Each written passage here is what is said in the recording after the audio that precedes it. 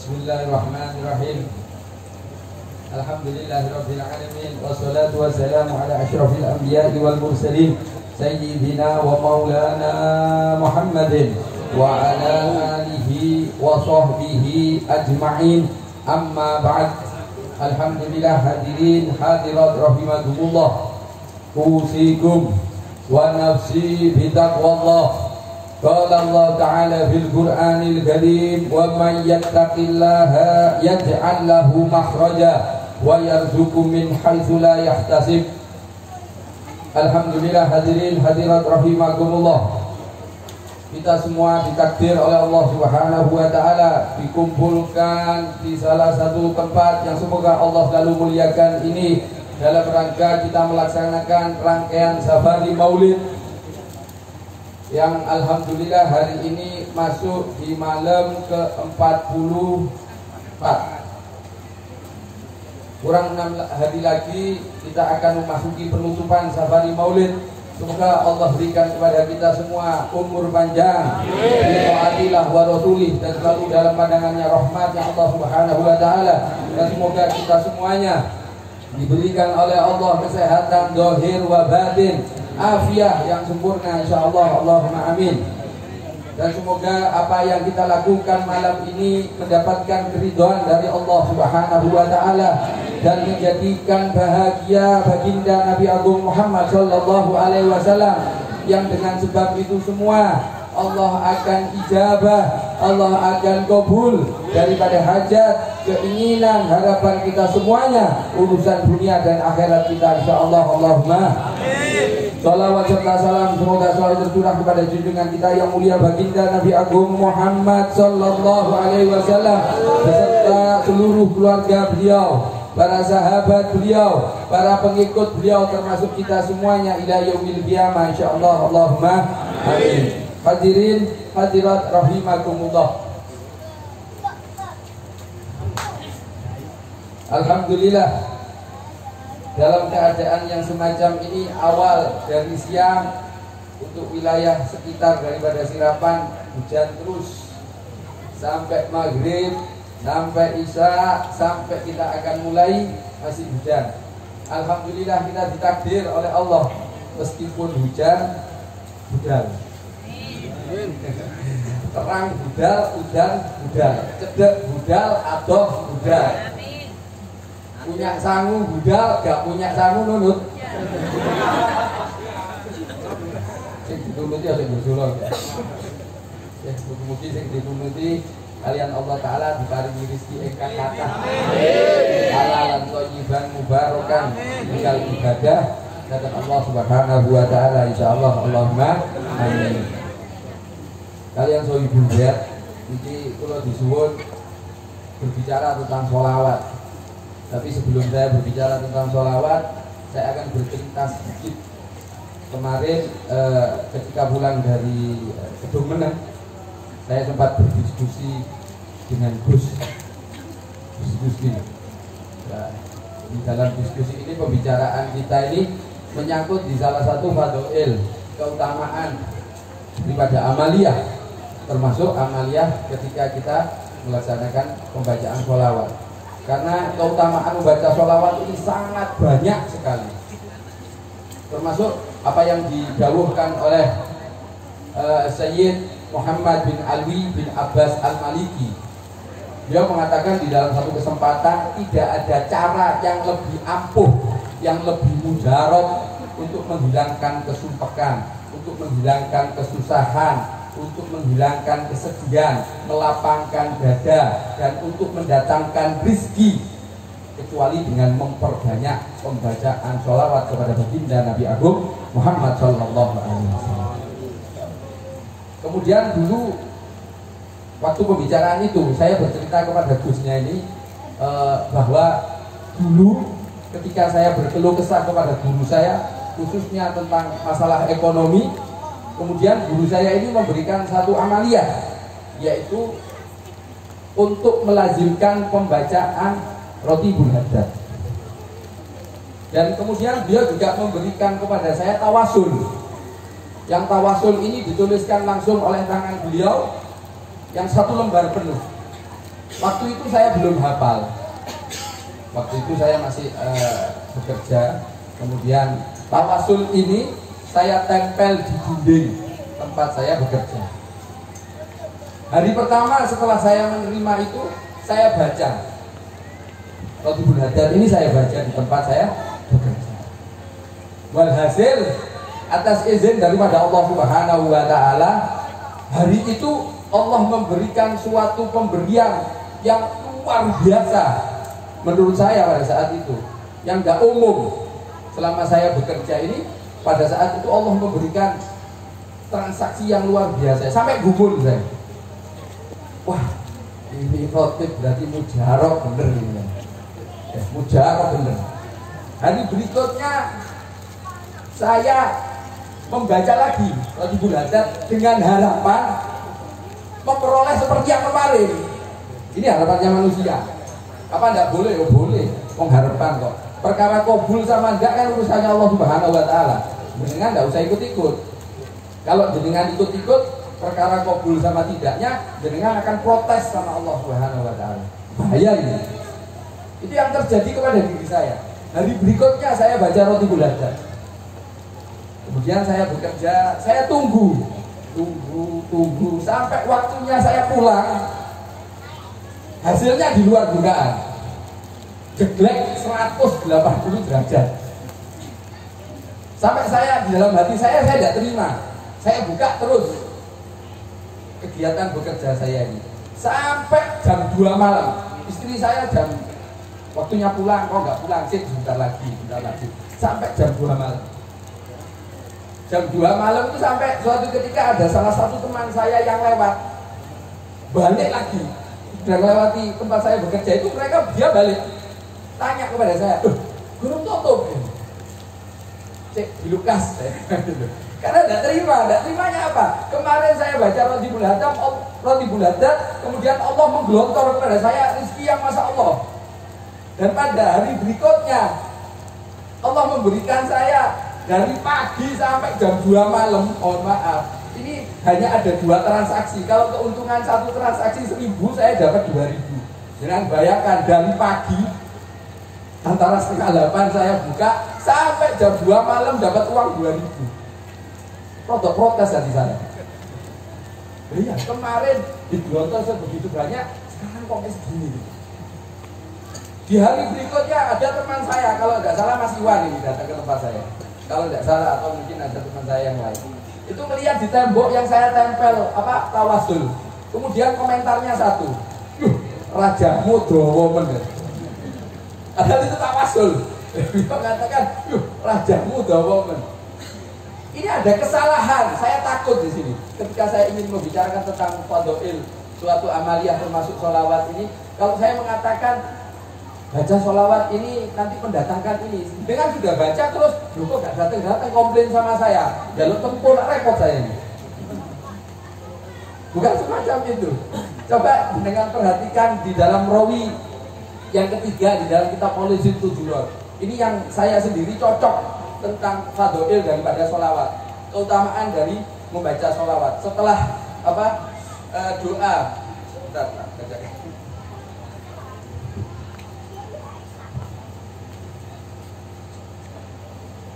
ya tidak salah paham. Nah ini setelah doa, sholat tayyat tasilu biharuhul musalli alaihi bayan basitu fi qalbihi nuru sirri ta'alluqi bihi wa hubbi wa yuktabu biha bi inayatillahi fi hizbi. Ini saya cocok dengan ini. Kurang lebih artinya semacam ini.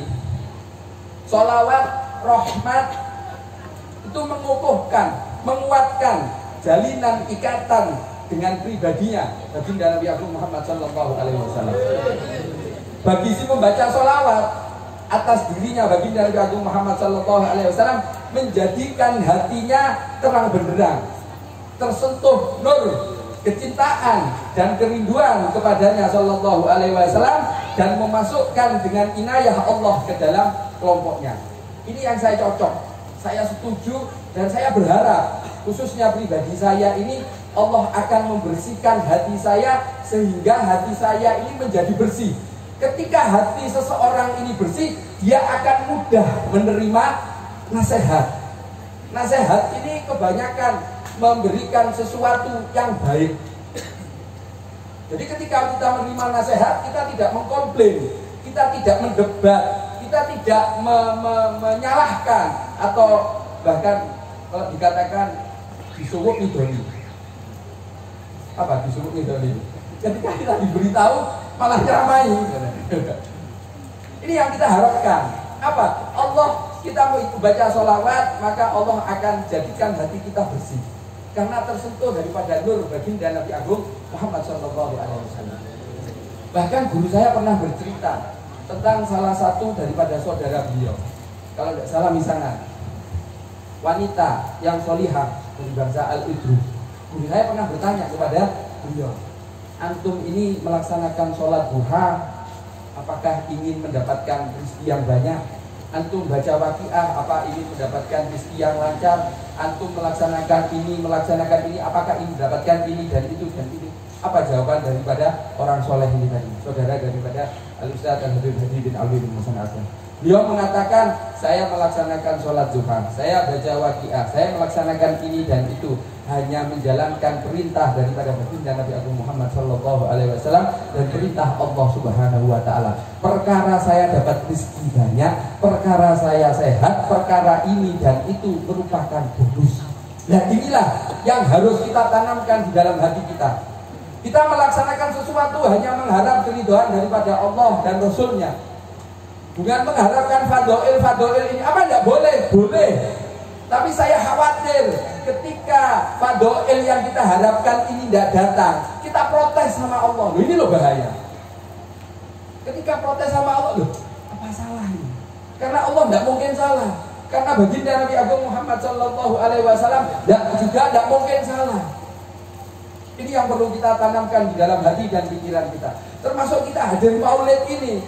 Habib Ali bin Muhammad bin Husain Al-Habsyi mengatakan, di mana tempat dibacakan maulid, maka kegiatan yang buruk, kejahatan, penyakit itu akan hilang. Nah kalau tidak hilang, ya bukan urusan kita. Kita cuma bisa minta kepada Allah, menengadahkan tangan agar keinginan kita ini dikabul. Kalau enggak, itu haknya Allah, bukan kita. Kita wajib berdoa. Bahkan doa ini dikatakan otaknya daripada ibadah. Berdoa merupakan otaknya daripada ibadah. Hadirin hadirat rahimakumullah. Sampun nggih? Wong seleh. Pahre rotip maulidnya terus sakniki lho, borongan iki. Jelas ya? Lah borongan terusan ya. Mriki borongan benjing, borongan mangke terus borongan. Duh. Kali sing mesakne kali bagus dulu nama pripun kan tahu siang. Hadirin hadirat rahimakumullah.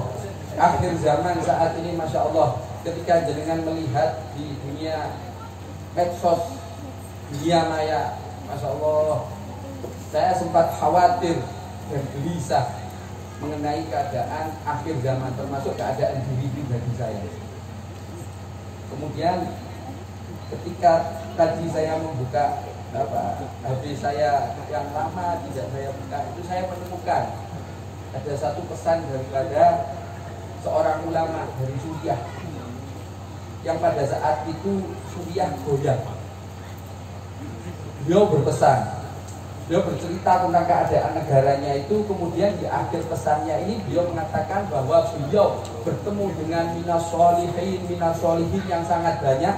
Dan beliau mengatakan bahwa yang saya temui ini, saya yakin mereka semua ini adalah walinya Allah Subhanahu Wa Taala.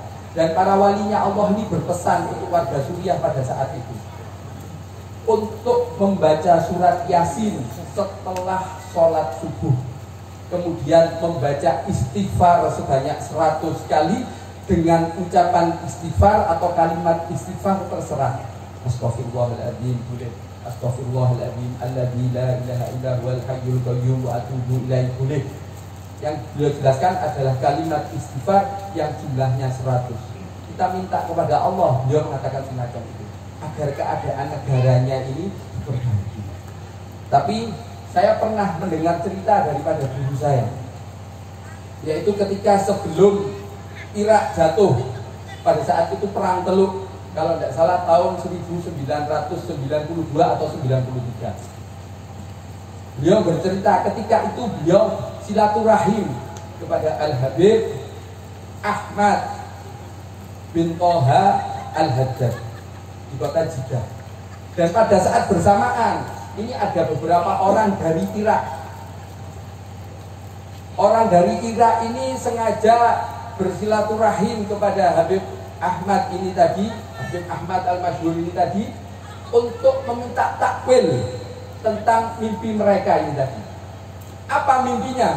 Orang-orang ini tadi bermimpi di satu majelisnya baginda Nabi Agung Muhammad SAW. Kenapa kok minta takwilnya kepada Habib Ahmad Al-Masyhur? Karena di majelisnya baginda Nabi Agung Muhammad SAW ini ada Habib Ahmad Al-Masyhur bin Toha Al-Haddad ini tadi. Takwilnya apa?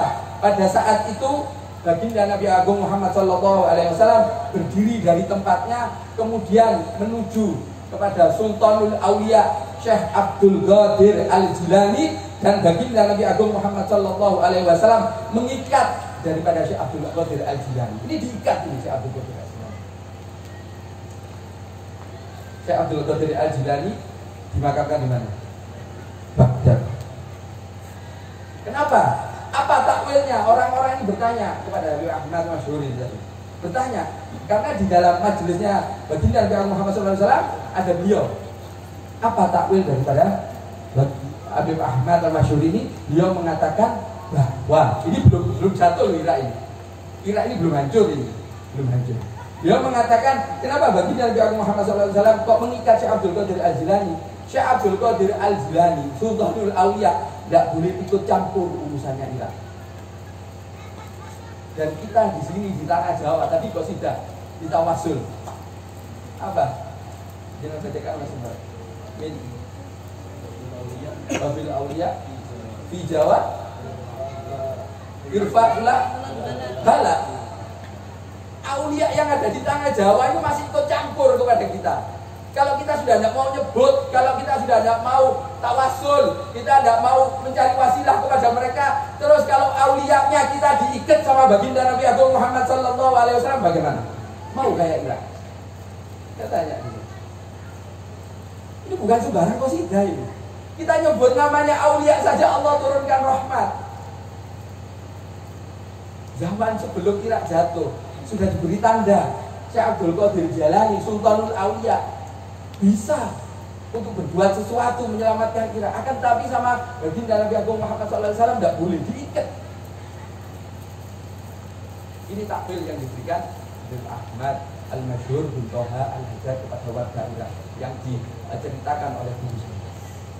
Dan ini saya minta kepada kita semuanya, jangan owahi kebiasaan para salaf kita terdahulu. Kita ikuti terus, jangan jauh dari relnya. Kalau kita jauh dari relnya, mereka tidak mau ikut campur urusan kita, kita yang repot.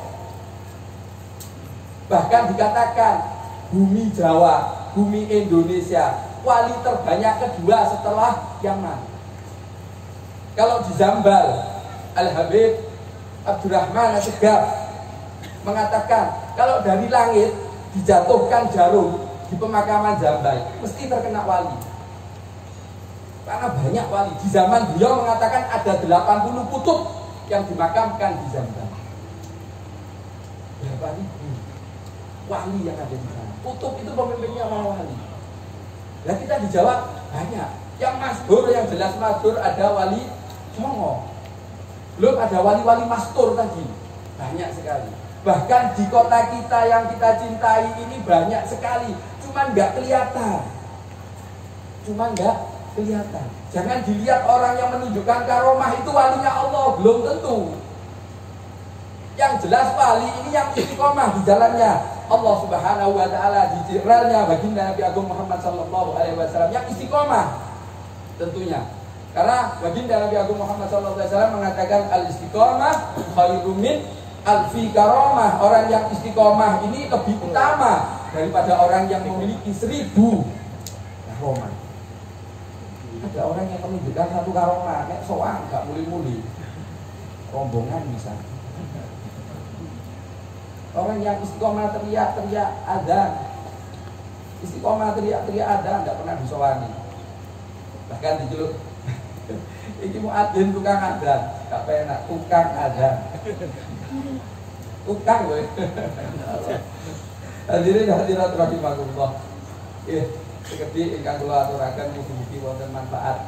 Mugi-mugi kagem pribadi kula ingkang boten pas ucapan kula, gerak tubuh kula nyinggung dhateng panjenengan sedaya Allah nyuwun agunging pangapunten lahir wa batin lan mugi-mugi kula panjenengan sedaya mangke ditakdir saged khatam ngantos hari ke-50 penutupan.